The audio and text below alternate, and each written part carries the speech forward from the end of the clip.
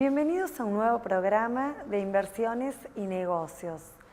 Hoy tenemos la entrevista al contador Pepe Nadef.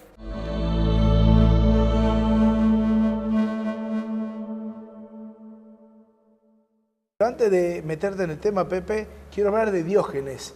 Diógenes fue alumno de Sócrates en el Ágora y era un virtuoso porque él decía que para vivir correctamente el ser humano debería desprenderse de todo. Y llegó a tal,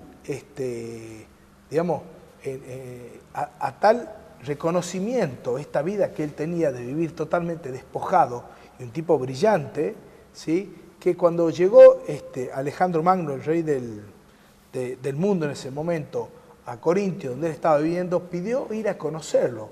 Y Sócrates en ese momento,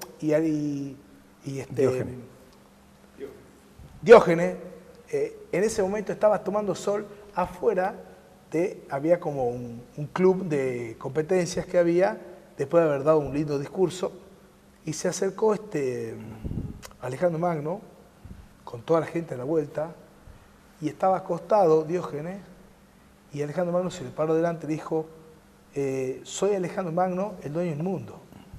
Y él le dijo, y yo soy Diógenes, el perro, porque se hacía llamar así. Y toda la gente que estaba a la vuelta murmuraba diciendo qué falta de respeto de Diógenes hacia el rey del mundo, en ese momento Alejandro Magno. A lo cual Alejandro Magno le dijo a la multitud que hiciera silencio y le dijo a Diógenes, lo que tú quieras sobre la faz de la tierra que me pertenece, te lo otorgaré. Y él le hizo su pedido y le dijo, por favor, córrete que me tapas el sol. Eso es vivir totalmente reivindicando los valores morales y éticos. ¿Y por qué cuento esto? Bueno, porque Pepe hace una semana publicó en la Gaceta una nota sobre la ética, que se ha perdido en los últimos 30, 33 años cuando volvió a la democracia. La democracia no pudo sostener, salvo Alfonsín, fue el único gobierno que manejó la ética y la moral, y a partir de ahí comenzó un derrotero de la pérdida. Pepe, contanos un poco de esta nota en la Gaceta tuya que tuvo una gran repercusión. Sí, es una demanda de una vuelta a la ética pública. La ética pública existió con mucha fuerza durante mucho tiempo en la política argentina. Era la regla, había corrupción, pero era la excepción. Hoy la corrupción se ha transformado a partir de Menem. Yo pongo ese como punto cambiante donde la corrupción se transforma en un método de la política. Entonces, llegamos a la etapa del kirchnerismo donde todo toma un volumen mucho mayor. Y donde, disculpa, como que se institucionaliza, roban pero hacen. Eso fue muy fuerte. Claro, que la sociedad acepte que roben pero hacen. Vos sabés que ni siquiera roba pero hacen, porque como todo el tiempo y la energía está puesto en el diseño del plan de retornos, sí. Entonces se monta una ingeniería tan gigante, sí, que el tiempo y la energía de los dirigentes está dedicado a eso, al plan de retornos. Entonces hay muy poca dedicación a la construcción, a la obra pública, a la construcción de políticas. Las políticas sociales están teñidas por el clientelismo. Entonces no hay voluntad, porque muchas veces decimos, ¿y esta obra tan elemental por qué no se ha hecho? Y porque estaba atravesada por el tema de los retornos. Entonces no se terminan las obras, se las hace mal, los valores son muy superiores a los reales. ¿Y los sistemas de control eran parte del sistema? Los sistemas de control funcionaban. ¿Para quién? Claro. ¿Funcionaban como sistema de control o estaban anulados? Los sistemas de control antes funcionaban, cuando la corrupción era la absoluta excepción, funcionaban. Desde llamémosles Menem, los entes, tanto los entes como la justicia, ¿no? Claro. Como sistema de control de los otros poderes. Así es, no funcionaban. Más aún, a nivel nacional al menos hubo durante esta última etapa un debate acerca de las leyes vinculadas a la defensa de la ética. Entonces, a nivel nacional hay una ley de ética pública y hay un decreto de acceso a la información pública. En Tucumán no hay absolutamente nada. Eso leí en la nota. ¿Cómo que en Tucumán no hay y en otras provincias sí? Bueno, porque... Y que de hecho, ¿te acordás que se reformó la Constitución de la mano de Domingo Amaya en el año 2000? De Alperovich. Alperovich con Amaya que lo estaba encabezando. Me acuerdo que era año 2006, Era ¿no? Mansur el presidente. Mansur el presidente. De la Constituyente. Tenés razón. En el año, sí, y 2006. ¿Y no se tocó eso? No, la Constitución se habla de tocó todo. El arte, todo, menos eso. El patrimonio paisajístico, todo, pictórico, historiográfico, folclórico. Eso era parte de ir armando la estructura para robar, digamos. El único patrimonio que no se tocó es, de lo único que no se habla en la Constitución es de ética, de la Constitución de Tucumán. Y eso que es una Constitución relativamente nueva, no se habla de ética pública, no se habla de transparencia, no se hablan de temas centrales que tienen que ver con el cuidado de los dineros públicos. La última ley de ética pública que hubo en Tucumán, que no está, no se la nombra como ley, es una ley de declaraciones juradas del año 1973, del gobierno constitucional de 1970. O sea que tiene 43 años esa ley, la ley 3981, y nunca más se tocó la normativa en materia y ningún de gobierno legislación. lo tocó. Vos hiciste una presentación. Yo hice una presentación hace 13 años de lo que sería acceso a la información pública. Con, me imagino, un excelente resultado. Sistema de transparencia fiscal se llamaba. Lo desecharon rotundamente. Yo aspiraba a que se lo estudie y lo presenten algunos legisladores, yo apelando a la Constitución que me permite... A la construcción de los valores, de cómo la política es rigor en una sociedad. Claro, pero apelando, digamos, siendo ciudadano y apelando al derecho de peticionar que te da la Constitución, entonces presenté este proyecto para que lo estudien y algunos legisladores lo presenten, lo analicen y lo aprueben. Se llamaba Sistema de Transparencia Fiscal. Y bueno, no se lo aprobó. Tucumán necesita urgente una ley de ética pública y necesita una ley de acceso a la información pública. ¿Y hay algún sector de la política, cambiamos de mano, digamos, no sé, ya sea tanto del peronismo disidente como del PRO, como, digamos, no sé, alguien que esté tratando en Tucumán de presentar algún proyecto, de mover esto? Se han presentado proyectos de... Porque estamos en un momento de cambio, como dice Cambiemos, digamos, sería el momento ideal de que todo el mundo tenga acceso a la información pública y a todo lo que está pasando con la administración de nuestros recursos. Se han presentado proyectos de ley de ética pública, pero fueron desechados.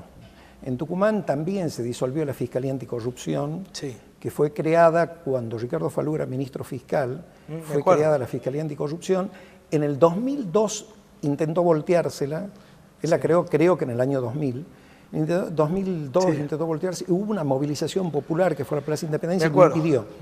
Cuando asume Alperovich en el año 2005, eliminan la Fiscalía Anticorrupción. O sea que en el tema de ética estamos en ese punto. Así, no hay oficina anticorrupción. Sí, no hay sistema. Y en otras provincias sí existe. En otras provincias existe. Y a nivel nacional, el Poder Ejecutivo de la Nación envió un proyecto que ya tiene media sanción de diputados de acceso a la información pública. Crea la Agencia de Acceso a la Información Pública como autoridad de aplicación a nivel nacional y crea el Consejo Federal de Transparencia para que todas las provincias se adhieran a esta ley en las condiciones que cada provincia plantee. Lo que yo digo es, hasta que se trate en el Senado este proyecto que ya tiene media sanción de diputados, la provincia podría sancionar su propia ley inspirándose en este proyecto de la Nación, porque la Nación tiene un decreto que se aplica al Poder Ejecutivo de acceso a la información pública. Nosotros en Tucumán no tenemos absolutamente nada. Y para eso no te hago una pregunta. ¿Pensás que hay alguna posibilidad de que en los próximos años tengamos una ley de ética, ética pública? Yo creo que tiene que ser este año. Una ley de ética pública, por un lado, como existe a nivel nacional la 25188, y una ley de acceso a la información pública. Acceso a la información pública que significa que cualquier persona puede presentarse ante cualquier organismo y pedir información y se la tienen que dar. De manera gratuita, sin patrocinante, sin expresar motivación. Es transparencia. Y tienen que dársela en 15 días como máximo. Y la otra, dentro del esquema del acceso a la información pública, es el acceso vía Internet a la información de qué están haciendo cada organismo, qué ejecución presupuestaria tienen, qué remuneraciones tienen, qué consultores han contratado, qué subsidios han dado, qué licitaciones han hecho, quiénes han participado, qué antecedentes tienen. O sea, absolutamente todos los antecedentes y toda la información vinculada al uso de los dineros públicos, que es dinero de la gente. ¿Cómo yo no voy a saber lo que se ha hecho con los impuestos que hemos aportado los tucumanos? Totalmente. Bueno, excelente análisis, Pepe. La verdad que está faltando una ley de ética pública y es urgente. Gracias por tu aporte siempre. Gracias. Muchas gracias. Vamos a un corte y ya volvemos.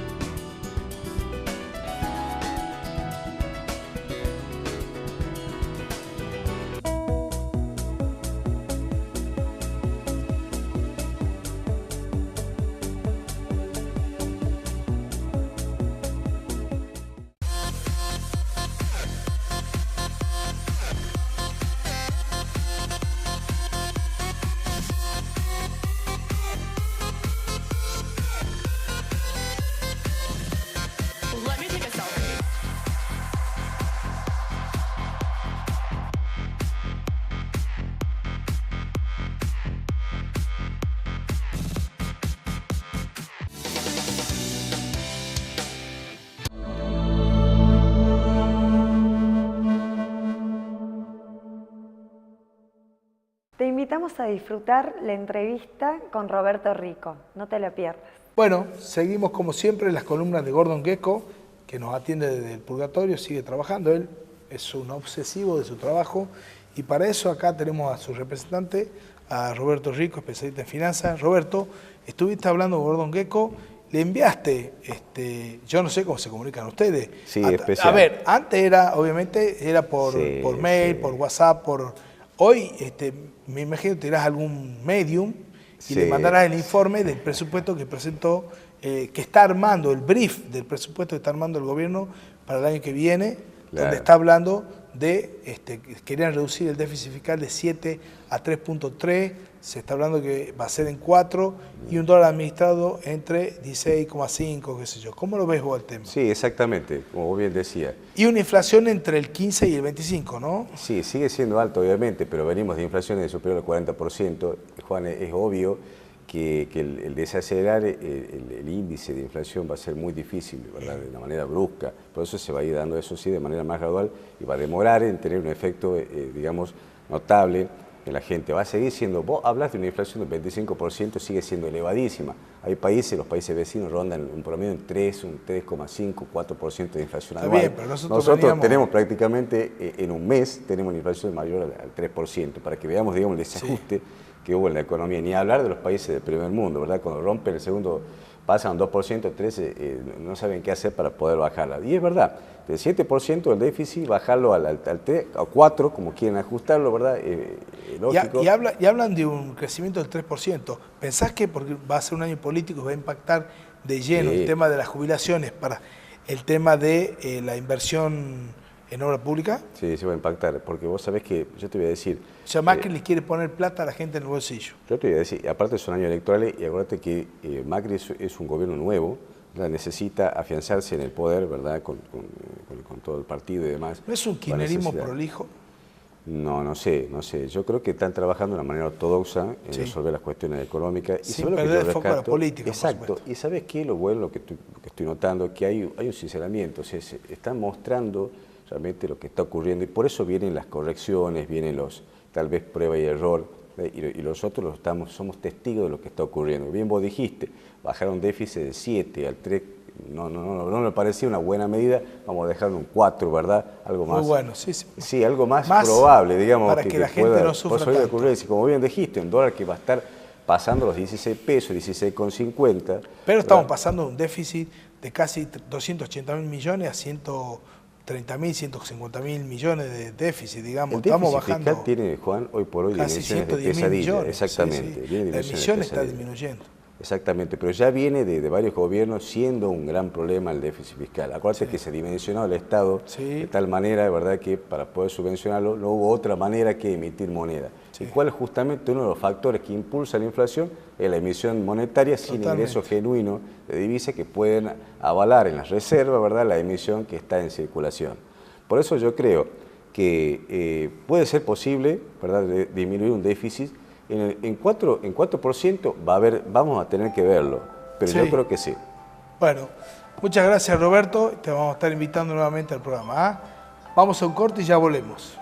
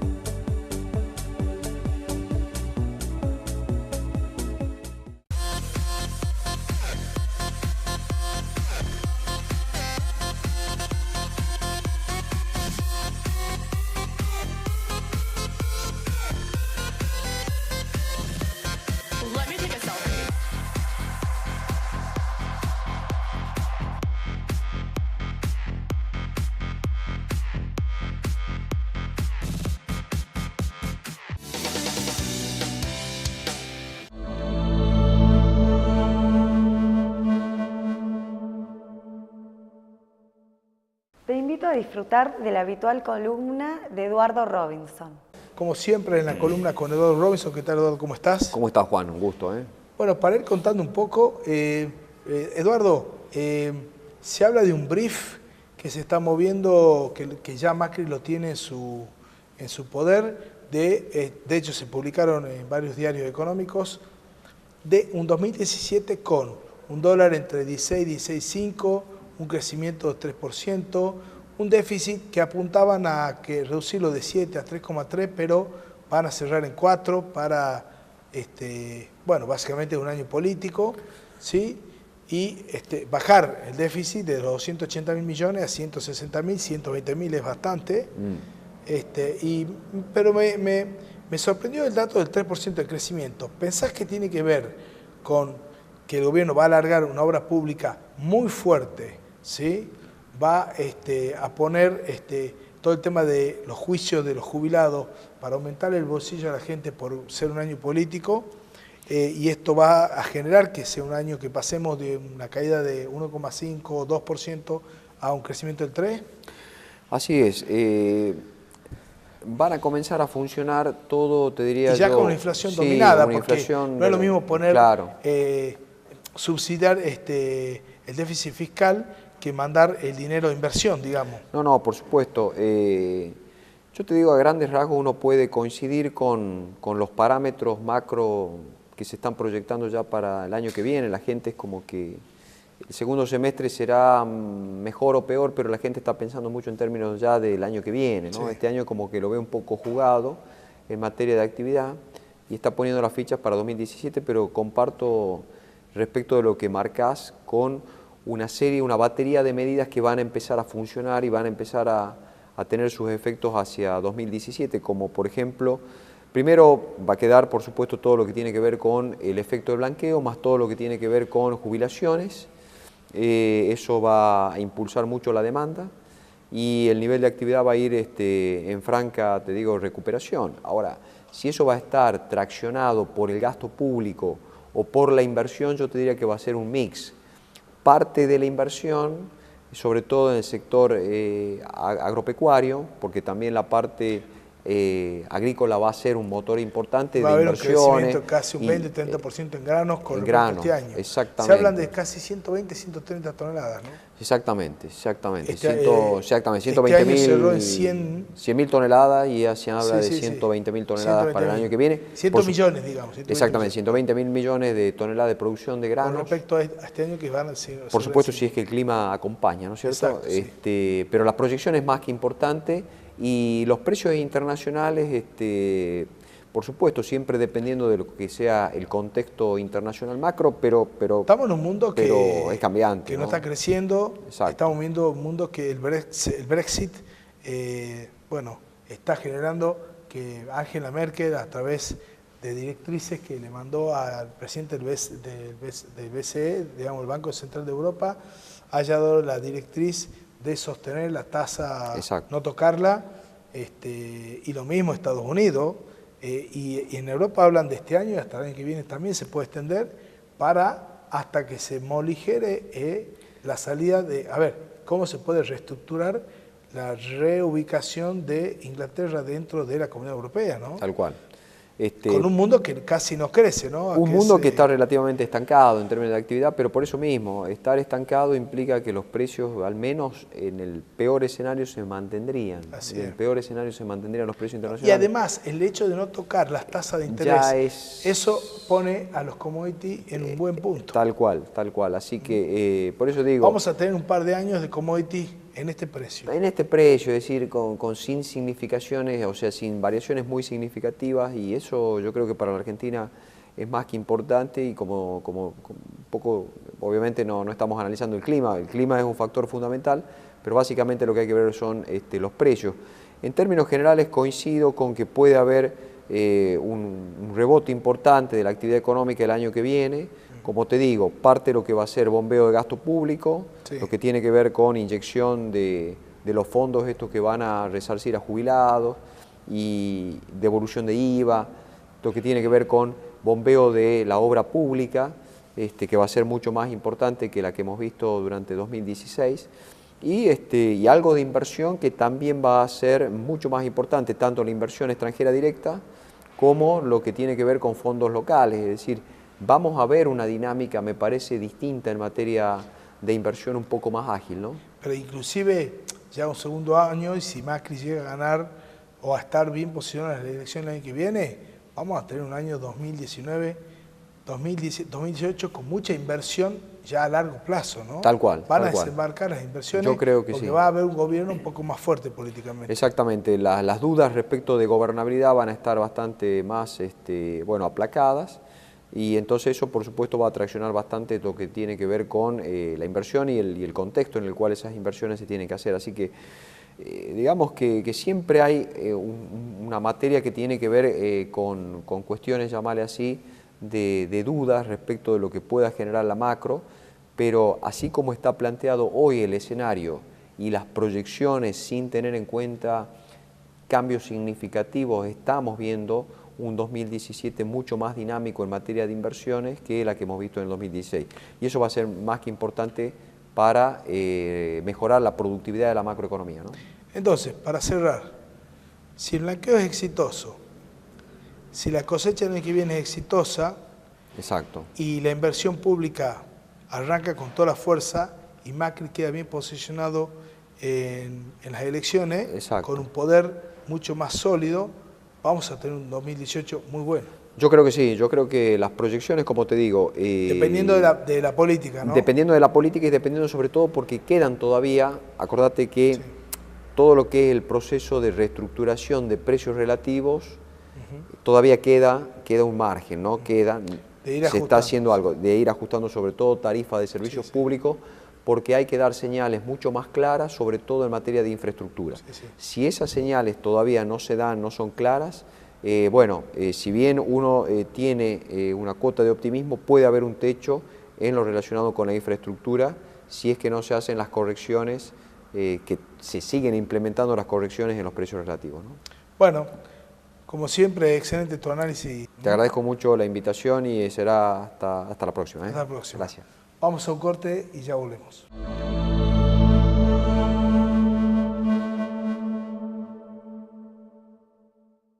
Llegamos al final de nuestro programa. Quería agradecer a Jesús Estilistas por haberme peinado y a Madison Boutique por haberme vestido. Los esperamos el próximo programa.